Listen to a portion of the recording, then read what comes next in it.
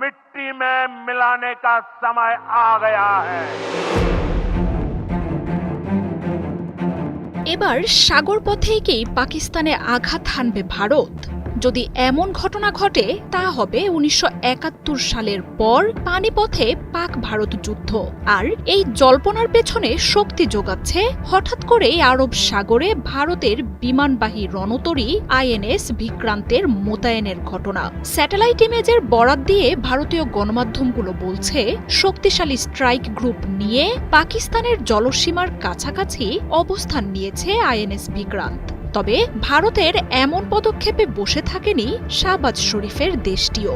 আরব সাগরে নিজেদের জলসীমায় live fire drill শুরু আর নৌবাহিনীর জোরালো টহলদারিতে ভারতের জলসীমায় ফেরত এসেছে বিমানবাহী রণতরীটি। আর নৌশক্তির এই পাল্টাপাল্টি অবস্থান পরমাণু শক্তিধর দুই দেশের পূর্ণাঙ্গ যুদ্ধের ভয় আরও বাড়াচ্ছে। ডেস্ট্রয়ার, ফ্রিগেট, সাবমেরিন বিরোধী যুদ্ধ জাহাজ এবং আরও বেশ কয়েকটি সহকারী জাহাজ নিয়ে ভারতের বিমানবাহী রণতরী আইএনএস বিক্রান্ত এখন দেশটির পশ্চিম উপকূলে অবস্থান নিয়েছে। পাকিস্তানের সাথে সম্ভাব্য যুদ্ধে নিজেদের শক্তি আর প্রভাব বাড়াতেই ভারতের এমন রণকৌশল বলে জানাচ্ছে প্রতিরক্ষা বিশেষজ্ঞরা। আইএনএস বিক্রান্ত ৪০টির মতো বিমান বহনে সক্ষম।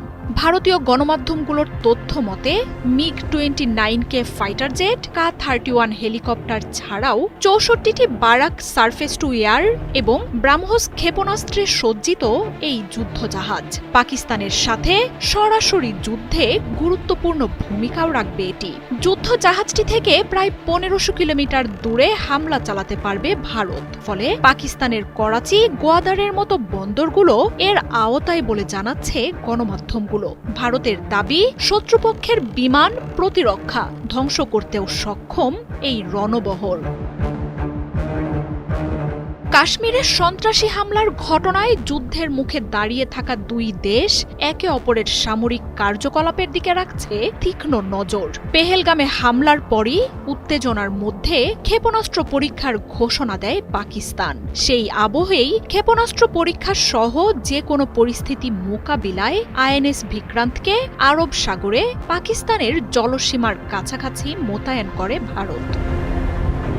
তবে বিমানবাহী রণতরী মোতায়েনের সেই পদক্ষেপ কাজে দেয়নি। পাকিস্তানের গণমাধ্যমগুলো বলছে, বিমানবাহী ওই রণতরীর অবস্থানের মধ্যেই সাগরে লাইভ ফায়ার মহড়া শুরু করে শাহবাজ শরীফের বাহিনীও। বাড়ানো হয় টহল ও নজরদারি। এরপরই ভারতের বিমানবাহী রণতরী নিজের ঘাঁটিতে ফেরত গেছে বলেও দাবি ইসলামাবাদের। বর্তমানে পাকিস্তানের জলসীমা থেকে ৭০০ কিলোমিটার দূরে কর্ণাটকের নৌঘাঁটিতে মোতায়েন রয়েছে বিক্রান্ত।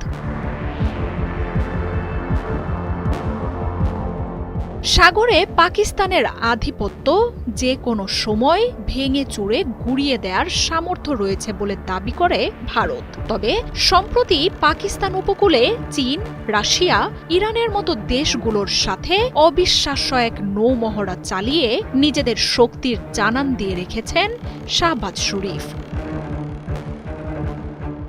মার্জিয়া উপমা, ৭১।